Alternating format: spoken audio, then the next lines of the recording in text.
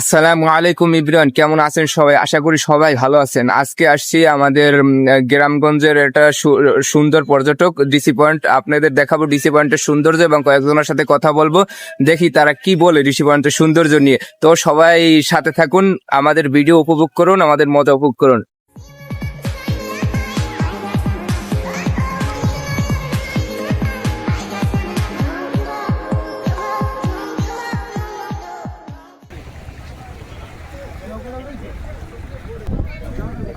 দেখো ভিডিওতে কোনো কাপাকাপি নাই।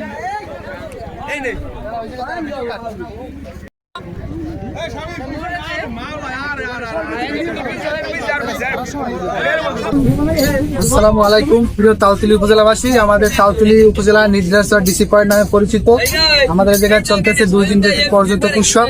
এই জায়গায় কিছুক্ষণ পর আমাদের এই জায়গায় ফানুস উড়ানো হবে, ফানুস উৎসব হইবে। তারপর জায়গায় বাওয়ালি গান হইতেছে। আপনারা সবাই আমন্ত্রিত আমাদের এই উৎসবে আপনার জন্য।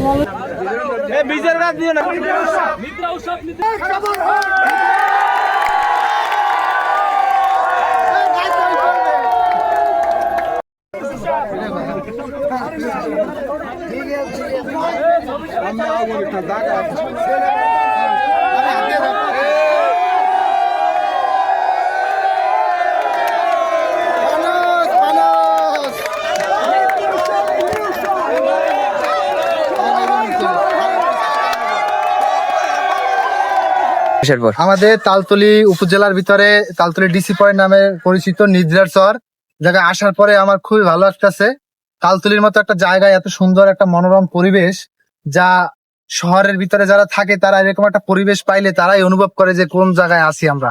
আমি তো ফিল করতেছি সিঙ্গাপুর অথবা ভালো ভালো কান্ট্রিতে যে ঘোরার মতো স্পট আছে, আমি ফিল করতেছি এই জায়গায় আছি বর্তমানে।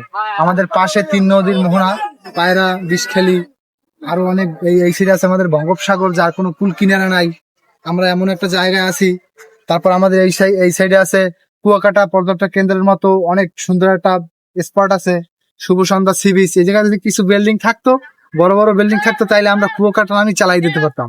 আমাদের এই জায়গায় দেখেন কত পর্যটক কেন্দ্র আছে।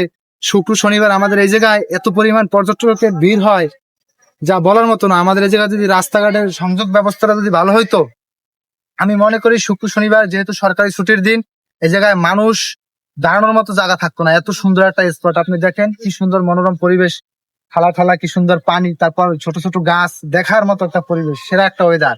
আপনারা সবাই আসবেন আমাদের তালতলী, বরগুনা জেলা, তালতলী উপজেলা, শুভ সন্ধ্যা প্লাস ডিসি পয়েন্ট নিদ্রার চর।